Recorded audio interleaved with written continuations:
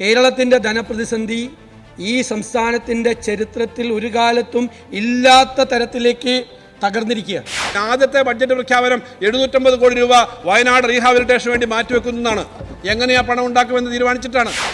സംസ്ഥാനത്ത് ഏത് മുഖ്യമന്ത്രിയാണ് ഡൽഹി പോയിട്ട് BJP ഗവൺമെന്റിനെതിരെ സമരം ചെയ്യാൻ ഈ കാലയളവിൽ തയ്യാറായിട്ടുള്ളത്? അവിടെ പോയിട്ട് സമരം ചെയ്യാൻ SC ST അതുപോലെ OEC ഏറ്റവും ദുർബലരായ ആളുകളുടെ പണത്തിന് യാതൊരു തടസ്സവും വരില്ല എന്നുള്ള കാര്യം ഈ സഭയിൽ ഉറപ്പ് നൽകാൻ വേണ്ടി ഞാൻ ഈ അവസരം ഉപയോഗിക്കുകയാണ് സർ.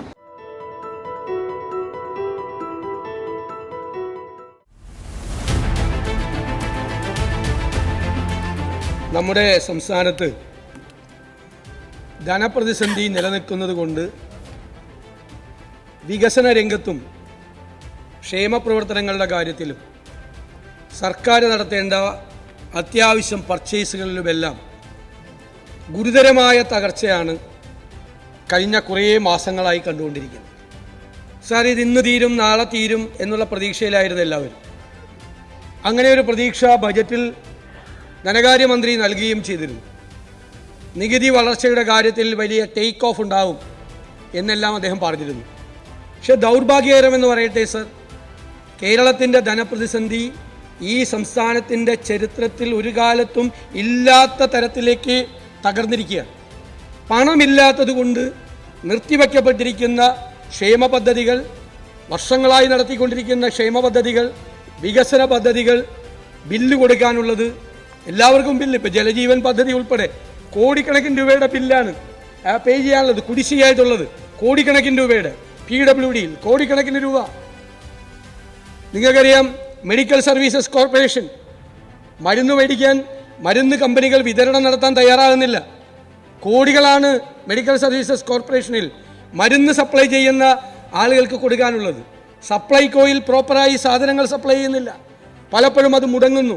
കാരണം സപ്ലൈകോയിൽ സാധനങ്ങൾ സപ്ലൈ ചെയ്യുന്ന വിതരണക്കാർക്ക് കോടികളുടെ ബാധ്യതയാണ്. ജീവനക്കാർക്ക് കൊടുക്കാനുള്ളത് 1,00,000 കോടി രൂപയാണ്. ജീവനക്കാർക്കും പെൻഷൻകാർക്കും കൊടുക്കാനുള്ള ബാധ്യത.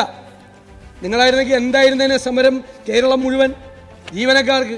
ഇപ്പോഴൊക്കെ സർക്കാർ വിലാസം സംഘടനകളിൽ ഡോക്യുമെൻ്ററി ഉണ്ടാക്കി കൈകൊട്ടിക്കളി നടത്തിക്കൊണ്ടിരിക്കുകയാണ്. 1,00,000 കോടി രൂപയാണ് ജീവനക്കാർക്കും പെൻഷൻകാർക്കും കൂടി ഈ ഗവൺമെൻറ് കൊടുക്കാനുള്ളത്. ഞാൻ പല പ്രാവശ്യമായി ആവർത്തിച്ച് പറയുന്നു, നിങ്ങൾ എന്തെങ്കിലും കാര്യങ്ങൾ ചെയ്ത് ഈ ദുരിതാവസ്ഥയിൽ ഒരു കുഴപ്പവും കേരളത്തിനില്ല എന്ന് പറയും. കേരളത്തിന് ഒരു കുഴപ്പമില്ല എന്ന് പറയും.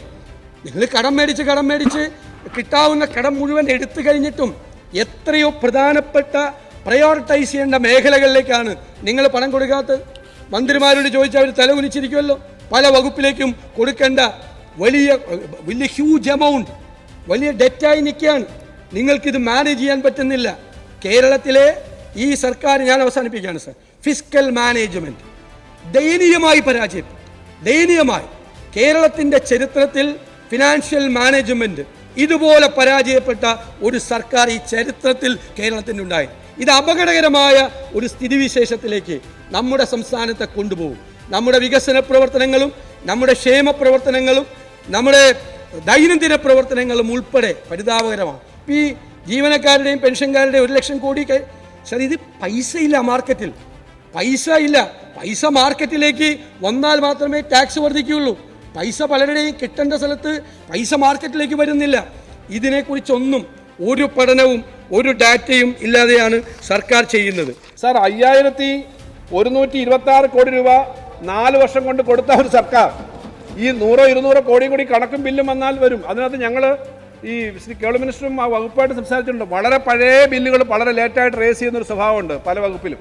അത് കറക്റ്റാക്കണം. പക്ഷേ ഈ 5100 കോടി കൊടുത്തു എന്നുള്ളത് എത്ര വലിയ തുകയാണ്. ഈ 1250 കോടിയെങ്കിലും ഒരു വർഷം വെച്ച് കൊടുത്തിട്ടുണ്ട്. അതിനകത്ത് ഒരു കാരണവശാലും SC ST അതുപോലെ OEC ഏറ്റവും ദുർബലരായ ആളുകളുടെ പണത്തിന് യാതൊരു തടസ്സവും വരില്ല എന്നുള്ള കാര്യം ഈ സഭയിൽ ഉറപ്പ് നൽകാൻ വേണ്ടി ഞാൻ ഈ അവസരം ഉപയോഗിക്കുകയാണ് സർ.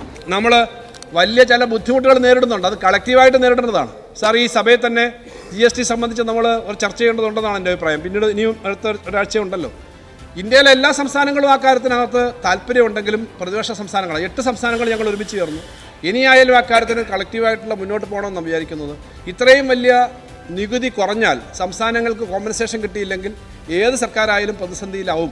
അങ്ങനെ ഒരു പ്രതിസന്ധി ഉണ്ടാവരുത്. ഇപ്പോൾ നമ്മൾ അഡ്ജസ്റ്റ് ചെയ്യുന്നു. പക്ഷേ നമുക്കിത് ചെയ്യുന്നതിനൊരു ലിമിറ്റുണ്ട്.